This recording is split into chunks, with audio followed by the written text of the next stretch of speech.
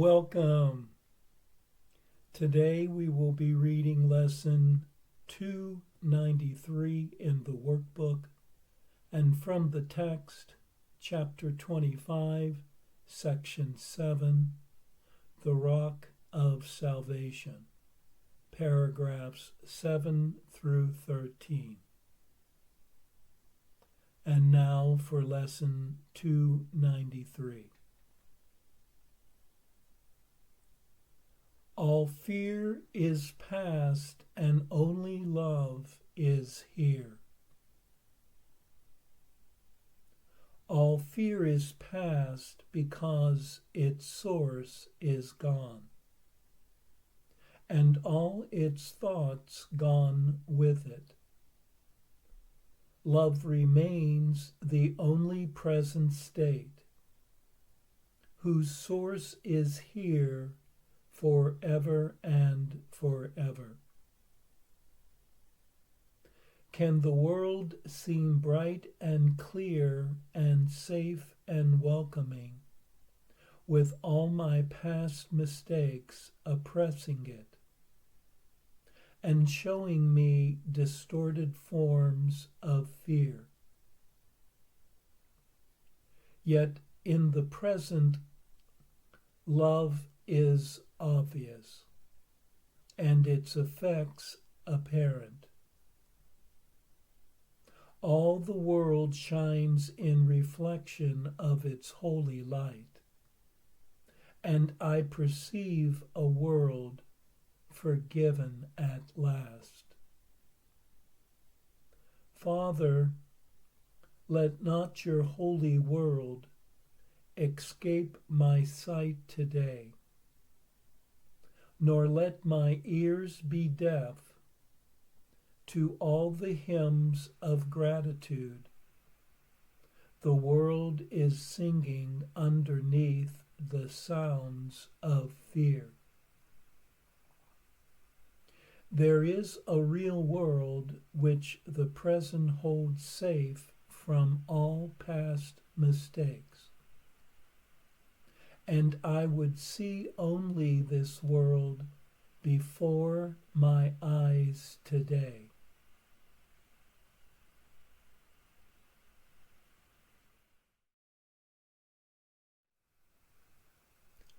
Fear requires a past, for it is born of guilt and lost innocence from past misdeeds. It awaits in anticipation of future punishment. And being of the past, it is gone, and but imagined and unreal. While love is immediate and ever present, for it resides here and now, and is the very nature of reality. One's past mistakes appear to bar one from the calmness and joy of love's presence, and seemingly demand a sacrifice for one's sin. Yet love remains ever available to one in this holy moment, proclaiming one's true innocence and light. Let the voice of love guide one this day to a world redeemed and forgiven, shining in the light of truth.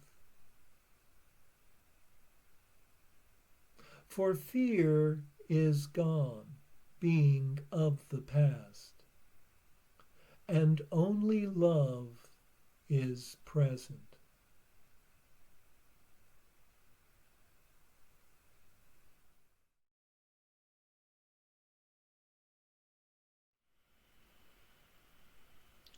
And now for our text reading for today. from chapter 25, section 7, The Rock of Salvation, paragraphs 7 through 13.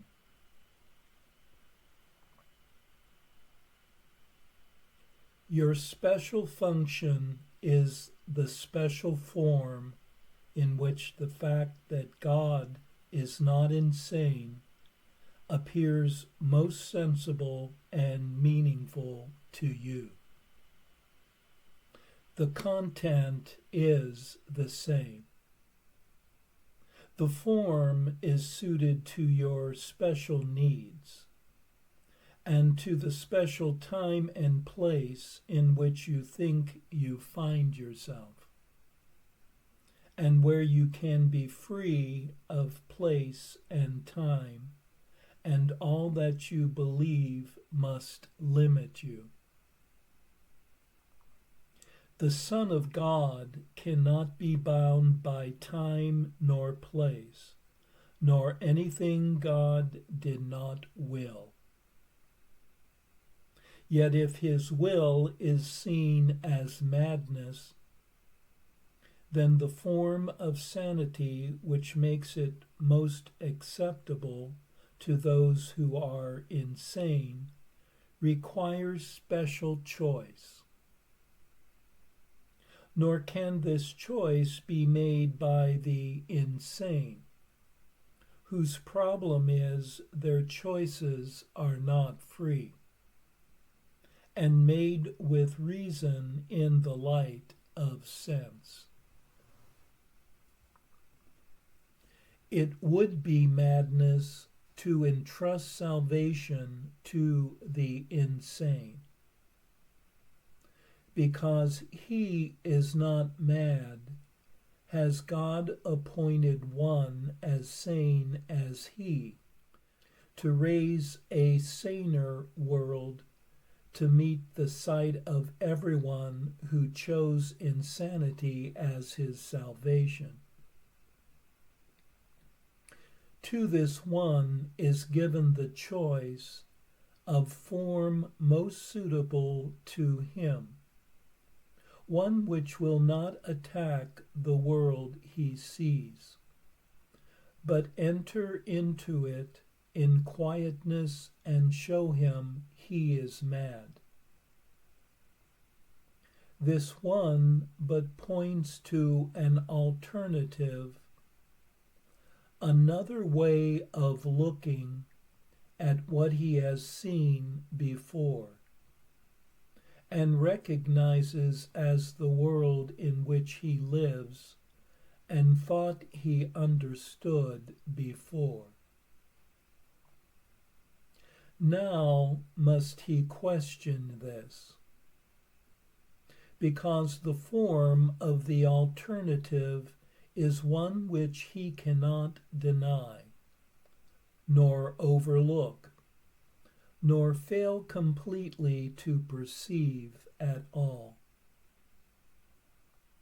To each his special function is designed to be perceived as possible, and more desired, as it proves to him that it is an alternative he really wants. From this position does his sinfulness and all the sin he sees within the world offer him less and less, until he comes to understand it cost him his sanity and stands between him and whatever hope he has of being sane. Nor is he left without escape from madness, for he has a special part in everyone's escape. He can no more be left outside, without a special function in the hope of peace, than could the Father overlook his Son, and pass him by in careless thoughtlessness. What is dependable except God's love? And where does sanity abide except in him? The one who speaks for him can show you this. In the alternative he chose especially for you. It is God's will that you remember this, and so emerge from deepest mourning into perfect joy. Accept the function that has been assigned to you in God's own plan to show his Son that hell and heaven are different, not the same, and that in heaven they are all the same, without the differences which would have made a hell of heaven and a heaven of hell, had such insanity been possible. The whole belief that someone loses but reflects the underlying tenet, God must be insane.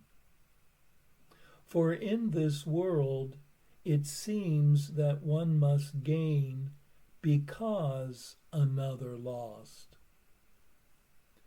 If this were true, then God is mad indeed.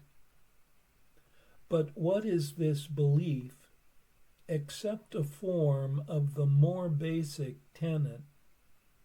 Sin is real and rules the world. For every little gain must someone lose, and pay exact amount in blood and suffering. For otherwise would evil triumph, and destruction be the total cost of any gain at all. You who believe that God is mad, look carefully at this, and understand that it must be either God or this must be insane, but hardly both. Salvation is rebirth of the idea no one can lose for anyone to gain, and everyone must gain, if anyone would be a gainer. Here is sanity restored. And on this single rock of truth can faith in God's eternal saneness rest in perfect confidence and perfect peace.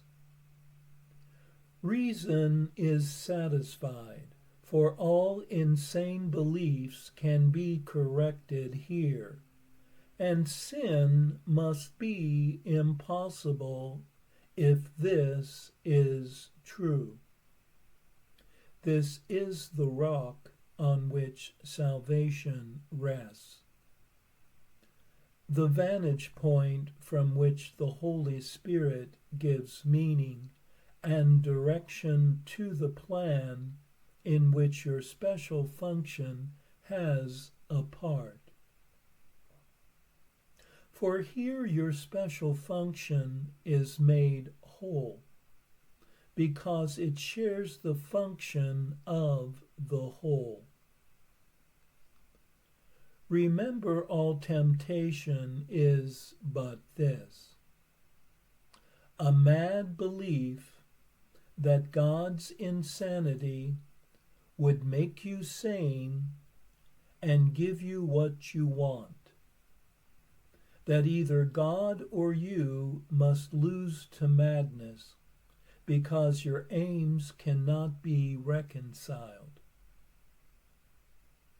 Death demands life, but life is not maintained at any cost. No one can suffer for the will of God to be fulfilled. Salvation is his will because you share it. Not for you alone, but for the self that is the Son of God. He cannot lose, for if he could, the loss would be his Father's, and in him no loss is possible. And this is sane because it is the truth.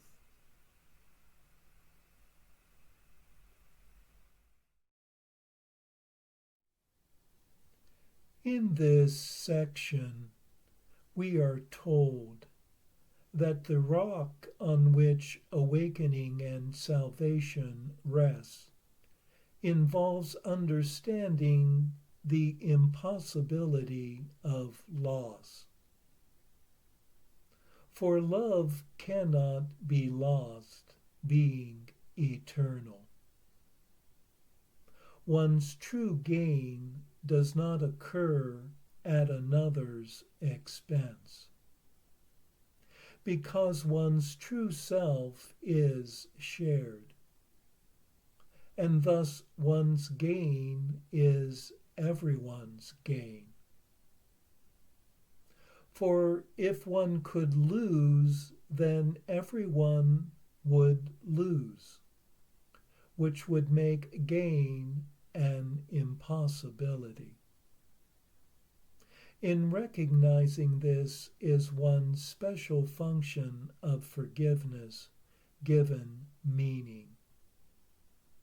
For the healing that one's forgiveness offers is shared by everyone, as one's healing is everyone's healing.